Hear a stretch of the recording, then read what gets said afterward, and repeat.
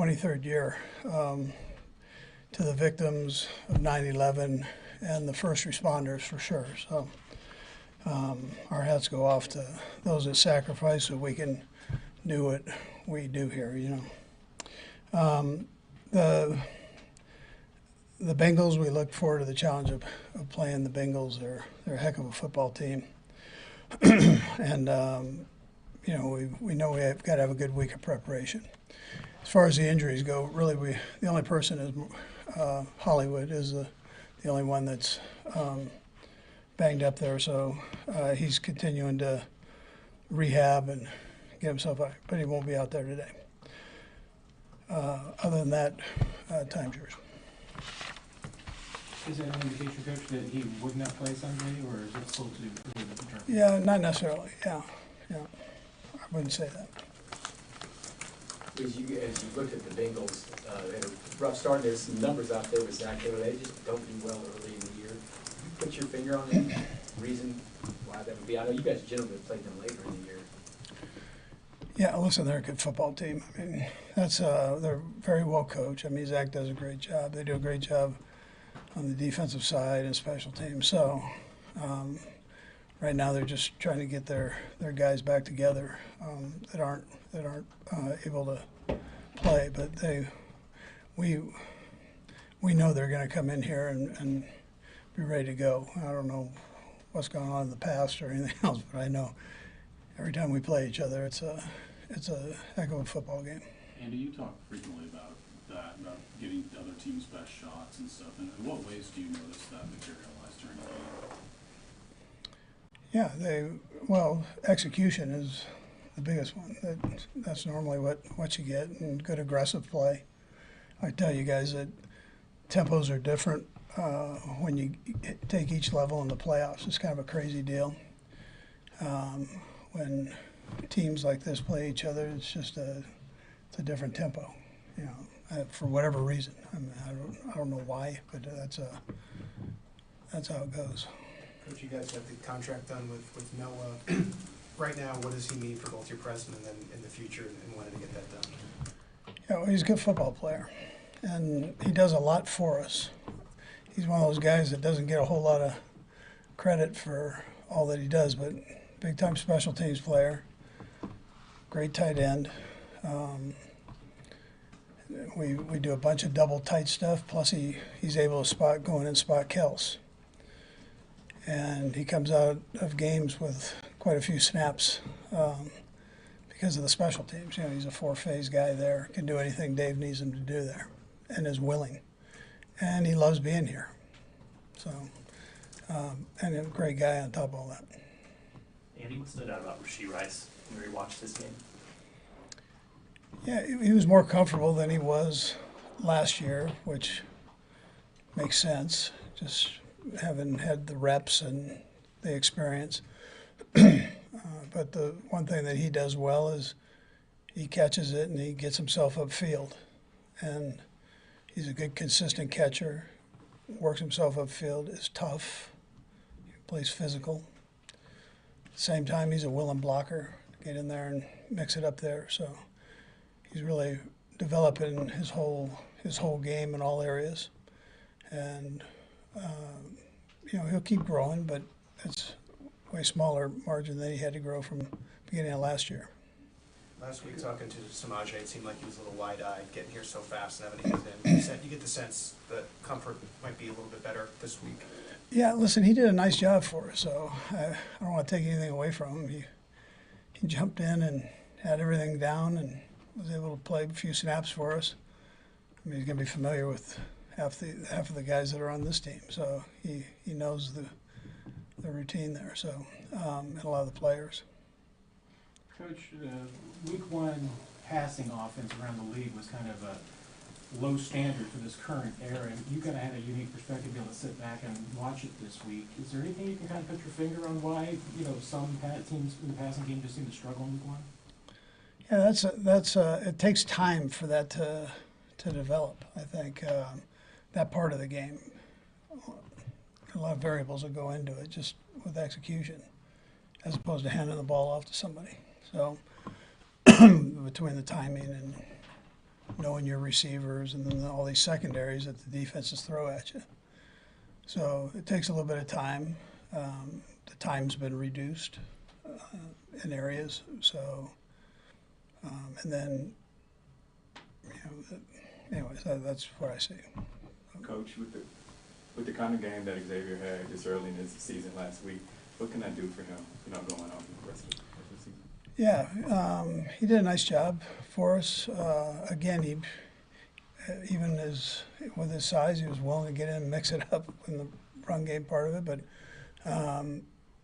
having the success he had, I think, is a positive for a young guy to get going. Are you guaranteed 2 touchdowns every game? Well, that's not necessarily in the contract, but it was great for him to get started that way. He knows that he can play at this level now, and if he had any questions, I didn't sense he had any questions, but if he did, those are answered. We'll ask a couple, Nate and then Vi. Go ahead, Nate.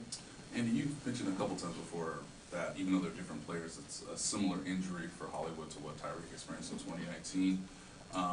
He practiced that week, obviously, before playing. Just what did you need to see from him, and is there any way of using that experience if Hollywood is, on the field tomorrow or Friday? Yeah, they all set a little different. So, I mean, it's something that has to move to get back into place. And they all set just a little different and heal different, from what I understand. I'm not a physician by any means. So, they're all just a bit different. I mean, you're talking just centimeters of it being off can be a problem. So you want to make sure those things are healed in and that they're actually in the right spot. So, we're having them see different people that are experts at that. There's not. I don't think there's a ton of data on it, especially in our field here, but football. But that's kind of what's going on. But as far as working hard and he feels good, he's he feels like he's in a pretty good spot. So it's not him that he would have been out there the last couple of weeks if he had a choice. Not the best. It wouldn't have been the best decision he made, but it's you gotta trust the doctors here. Vi? Andy, non-football, but just to circle back to where you started, how did you get the news of September 11th? And I just wonder what your strongest recollections of the day were. Well, I was back there. I mean, I was back in Philly at that time, and so it was a little crazy around that area. I mean, I remember talking to Mike Sherman, who was at Green Bay. He called and he was asking some questions about football, and he hadn't gotten the news out there. So I said, "Hey, you might want to turn the TV on. There's a little bit of craziness going on in this area here." So, that's how I found out. Were you able to process it in real time, or I mean, I'm not sure. I'm not sure anybody could process it. I think everybody just reacted, and it really seemed to be in a positive way. I mean, from the stories that you hear on how people came to the rescue, that's the good of mankind. We see some negative things, and we have a tendency to harp on it, but that right there, man, that was our country pulling together and working together, and we can do some pretty magnificent things when that happens. Okay, thanks, Coach. Good.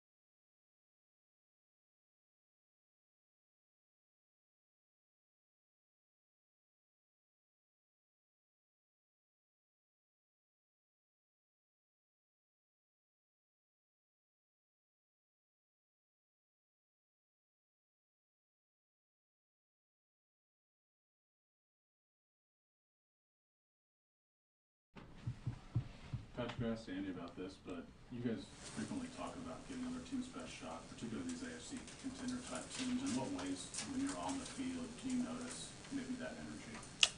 I think you just see a raise in intensity, just because you know that these games are going to matter at the end of the year. Obviously, it's early in the season. Everybody's working through stuff. Everybody's trying to get better and better.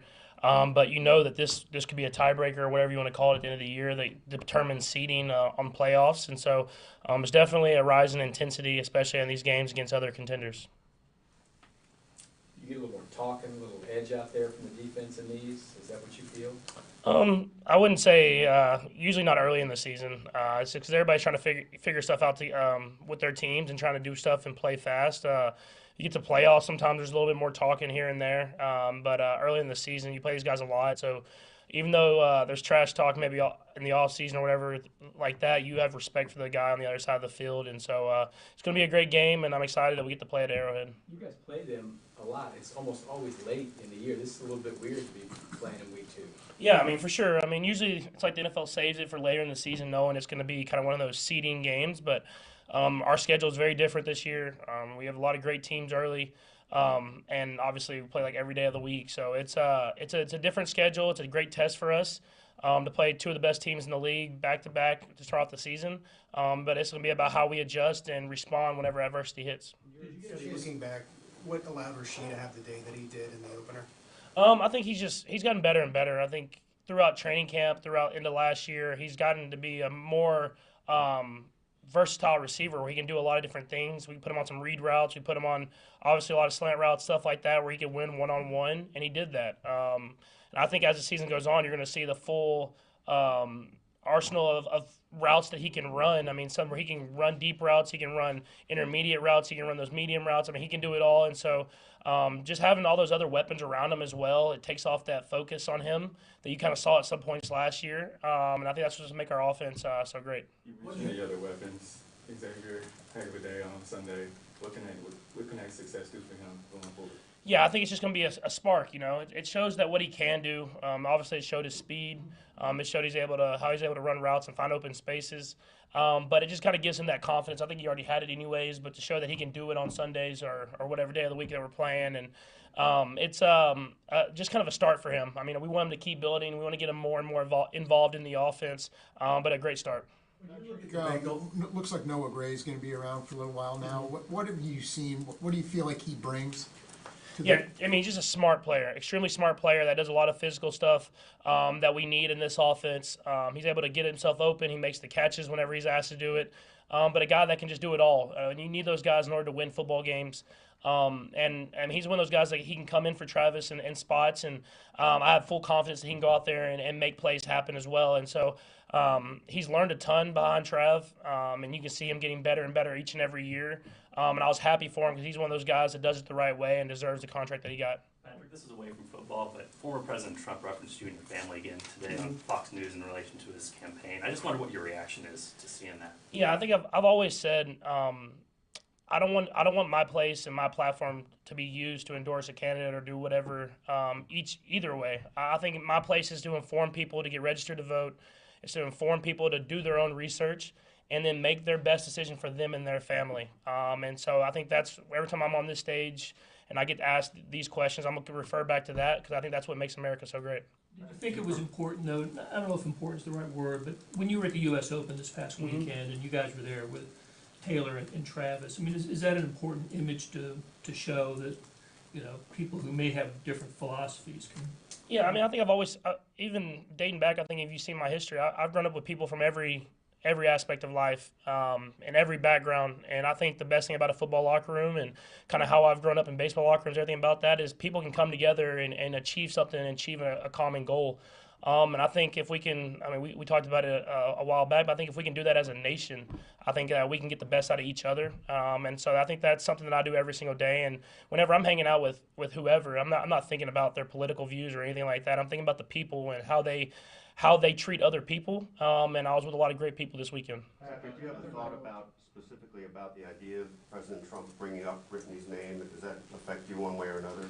No, I mean, I think at the end of the day, it's about me and my family and how we treat other people. And I think you see is that Brittany does a lot in the community. I do a lot in the community to help bring people up and give people other opportunities to use their voice. And so it's in the political times, people are going to use stuff here and there, but I can't let that affect how I go about my business every single day and live my life, and try to live it to the best of my ability. And another viral aspect, way less important obviously, but what's your reaction to Nebraska quarterback Dylan Raiola just sort of mimicking every single aspect of your preparation and almost even the way he throws? Yeah, it's cool. Honestly, I was that guy. I grew up watching players. I remember when I would grow up, I loved Alex Rodriguez, played shortstop, and would try to make plays just like him and do stuff like that. And it helped me become the athlete that I am. And so it's just telling me I'm getting a little old. I think the biggest thing is that you have these guys that are coming up and doing some of the sidearm stuff and everything like that. But I know Dylan. I train with him in the off seasons. Great kid, a great football player, and I think he's gonna make his own stamp on the game. And I think you've seen that early in his career. Has he acknowledged that some of the stuff he's doing is mimicking you? Because it seems like publicly he's been hesitant to say that. Yeah, I don't know if whenever you come in as a freshman, you want to be on Twitter and be the part of the team. I think he wants it to be about his team, and I think that's the right way to play the quarterback position. Is that it's not about you. It's about going out there and having success as a team, and they've done that so far this year. So even though I think he just kind of wants to push us out and play football and go out there and win football games, and I think that's the right way to play the position. Have you had any contact with Tyreek since what happened the other day, and do you have any particular thoughts about that? No, I haven't had any contact with them, but obviously an unfortunate situation. And you're glad that people are bringing light to it, and there's an investigation being done to make sure everything was done the right way. But until that investigation's done, I won't have any comment on it.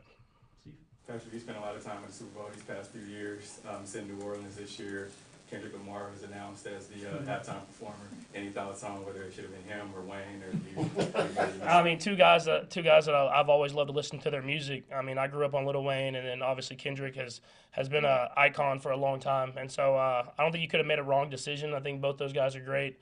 And I'm hopefully in the game where I won't get to hear either one of them or whatever it is. But I'm excited for Kendrick to have that platform and show the artist that he is, and show the world how hip-hop has really made a movement within our culture. Thanks, Patrick. Thanks. We'll have Xavier coming later.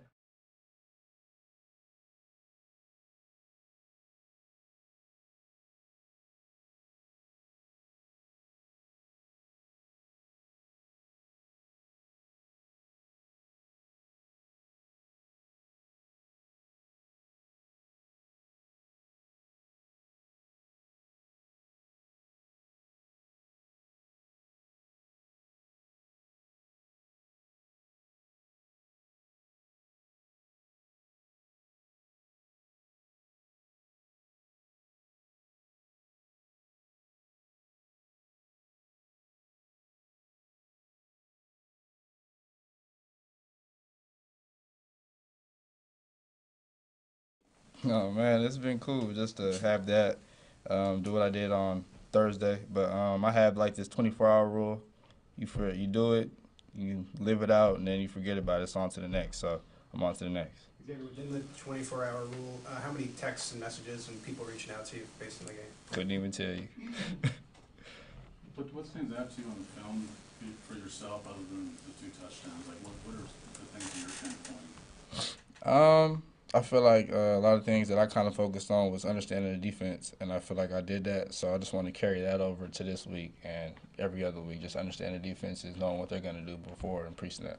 Could you sense that Baltimore was really trying to take away some of the deeper routes that you were attempting to run there over the course of the game? Yeah, they ran a lot of cloud to kind of take away the deep shots, but that opened up everything underneath. So that was a good thing. Xavier, Rashid was talking about after the game how when you guys were running those bunch formations that they were saying, hey, watch it.